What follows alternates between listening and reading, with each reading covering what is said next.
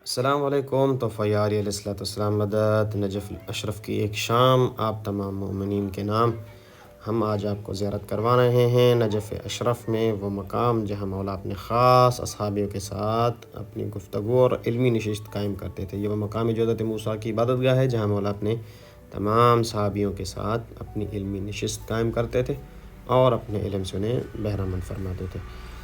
اور یہاں سے آپ خوبصورت منظر دیکھ سکتے ہیں جو کہ حرم امیر المومنین سے چند قدموں کے فاصلے پر ہے، جہاں مولا کا ایک صحابی صافی الصفا یمانی مدفون ہے۔ اور یہ حسین فاطمیہ کی آخری دیوار ہے۔